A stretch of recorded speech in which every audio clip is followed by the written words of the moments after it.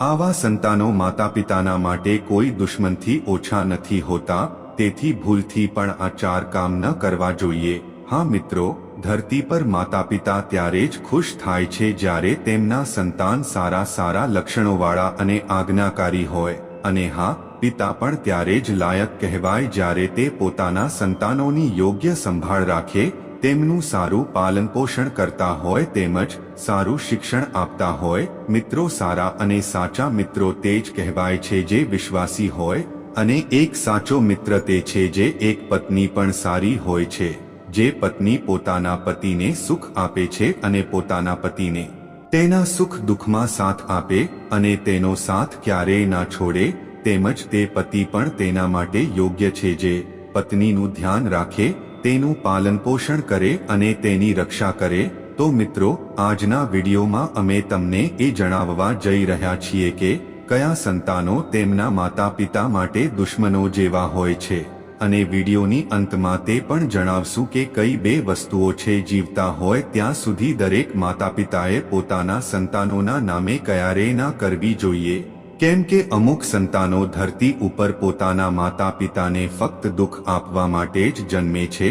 તેથી મિત્રો, ચાણક્ય નીતિમાં બધી જ વાતોનો ઉલ્લેખ છે અને આજે પણ લોકોમાં ખૂબ જ લોકપ્રિય છે। જો કે ચાણક્યના વિચારો લોકોને કઠોર લાગે છે, પરંતુ જો આ વિચારોનો સાર યોગ્ય રીતે લેવામાં આવે તો જીવનમાં સમજીને અપનાવવામાં આવે તો વ્યક્તિ સુખી, સફળ અને સંતોષવાળું જીવન જીવી શકે છે।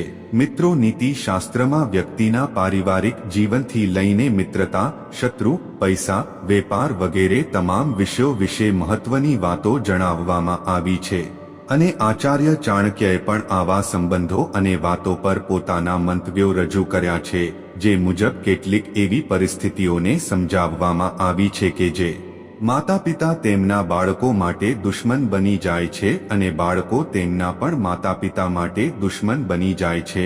તો મિત્રો, વિડીયોને શરૂ કરતા પહેલા આપ સૌને નમ્ર વિનંતી છે કે જો તમને વિડીયો ગમે તો વિડીયોને લાઈક, શેર કરજો અને કોમેન્ટમાં જય માતા લક્ષ્મી ચોક્કસથી લખજો।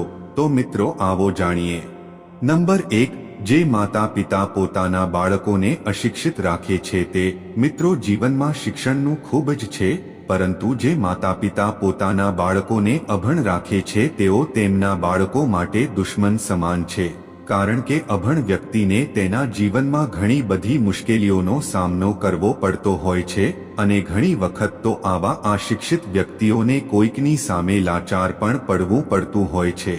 તેથી મિત્રો, ચાણક્ય નીતિ અનુસાર જે માતા પિતા પોતાના સંતાનોને અશિક્ષિત રાખે છે તેઓ પોતાના બાળકો માટે શત્રુ સમાન માનવામાં છે, કેમ કે આવા સંતાનોને જ્યાં સારા એવા જાણકાર વિદ્વાનો બેઠા હોય છે ત્યાં તેઓને તુચ્છ ગણવામાં આવે છે। જેવી રીતે હંસની સભામાં એક બગલાની જે વેલ્યુ હોય છે, તેવી રીતે વિદ્વાનોના અને શિક્ષિત લોકોની સાથે તે બાળકની કિંમત કશી જ રહેતી નથી। નંબર 2, મૂર્ખ સંતાન। ચાણક્ય નીતિ અનુસાર મૂર્ખ બાળકો પણ પોતાના માતા પિતા માટે દુશ્મન સમાન છે, અને આવા બાળકો તેમના માતા પિતાને બહુ જ તકલીફ આપવાનું કારણ બનતા હોય છે।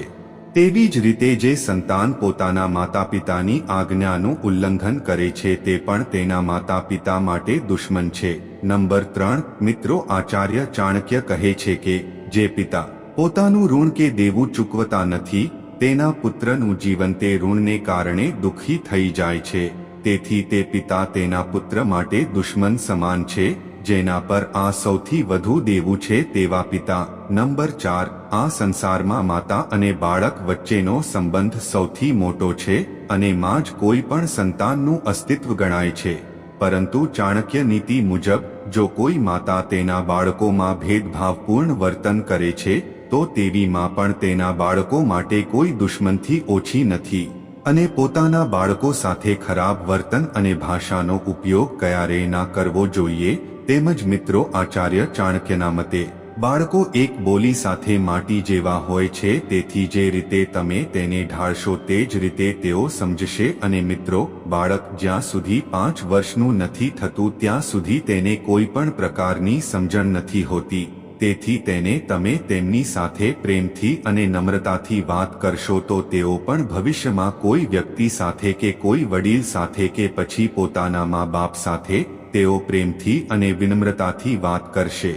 મિત્રો, ચાલો હવે જાણીએ કે કઈ બે વાત છે જે દરેક માતા પિતાએ ધ્યાને રાખવી જોઈએ જેથી તેમનું ઘડપણ કોઈ પણ ઉપર નિર્ભર ના રહે અને જ્યાં સુધી તેઓ જીવે છે ત્યાં સુધી આ વાત હંમેશા ગાંઠ બાંધીને રાખે। તો મારા વાલા મિત્રો અને વડીલો, પહેલી વાત તો એ છે કે તમારો પુત્ર કે સંતાન કે પૌત્રી કે ગમે તે હોય અને ગમે તેવા હોય તો પણ તમે તમારી ભૌતિક સંપત્તિ કે વારસાગત સંપત્તિ કે પછી બેંક બેલેન્સ હોય કે પછી તમારી આજીવન બચત મૂડી હોય તે તેમના નામે ક્યારે પણ ના કરવી જોઈએ। એ ગમે તેવા સંસ્કારી કેમ ના હોય તો પણ ના કરવી જોઈએ કે ન આપવી જોઈએ। અને હા મિત્રો, તમારા બાળકોના વચન પર કે બોલી પર ક્યારે આધાર રાખશો નહીં કે તેઓ વૃદ્ધાવસ્થામાં તમારી સેવા કરશે। બીજું એ છે કે તમે તમારા આજીવન કમાયેલ મૂડી બચત અને તમારી સંપત્તિને તમારી પાસે જ રાખો અને આ બધી વાતો પોતાના સંતાનો સામે ક્યારે પણ બતાવશો નહીં। અને જો તેમને તમારે કંઈ પણ આપવું હોય તો થોડો ઘણો હિસ્સો જ એમને આપો અને બીજું બધું જ તમે તમારી જોડે જ રાખો। કેમ કે આ કળિયુગ ચાલે છે વાલા મિત્રો, કોઈ કોઈનું કોઈ સગું છે જ નહીં અને એમાં પણ પુત્ર હોય કે પુત્રી હોય કે ચાહે કોઈ પણ સંબંધ હોય, અત્યારે સંપત્તિ પાછળ તો હર એક માણસ ભાગે જ છે। મિત્રો, તમે એ વિશ્વાસે ક્યારે પણ ના રહેશો કે તમારા સંતાનો તમારી વૃદ્ધાવસ્થામાં કે ઘડપણમાં કે તમારા દુઃખમાં તમારી સેવા કરશે। કેમ કે સમય જેવી રીતે પોતાનું રંગરૂપ બદલે છે, પરિવર્તન કરે છે, તેવી રીતે સમય નીકળતા તેઓ પણ બદલાઈ જ જાય છે। મિત્રો, આ સિવાય પણ તમારી પોતાની જે સ્થાયી મિલકત હોય, જે તમારું ઘર હોય કે જે પ્રોપર્ટી હોય કે પછી જમીન હોય, તે પોતાના દીકરા કે પુત્ર ઉપર કે પછી કોઈ પણ વ્યક્તિની વાતો પર આવીને ક્યારે તેમના નામે ના કરવું। કેમ કે વાલા મિત્રો, તમને સાંભળવામાં કડવું લાગશે અને તમને એવું લાગશે કે આ ખોટી વાત છે, પણ હકીકત એ જ છે કે જ્યારે પણ તમે તમારા વૃદ્ધાવસ્થાના સમયે આ બધું તેઓના નામે કર્યું છે ત્યારે તમે પોતે જ તમારા ઘરમાં ગભરામણ જેવું મહેસૂસ કરશો અને તમને એવું લાગશે કે આ મારું પોતાનું ઘર છે જ નહીં। કેમ કે તેઓની ભાષા અને શબ્દોથી જ તમે નિરાશ થઈ જશો। એટલે મિત્રો, હંમેશા પોતાની પ્રોપર્ટી સંપત્તિ હોય કે ગમે તે હોય, તમે વધારે નહીં તો કંઈક ને પણ તમારી પોતાની સુરક્ષા માટે તો એટલું તો જોડે બચાવીને જ રાખો કે તમારા ઘડપણમાં તમારા કામ આવે અને તમે કોઈના ઉપર પણ નિર્ભર ના રહો।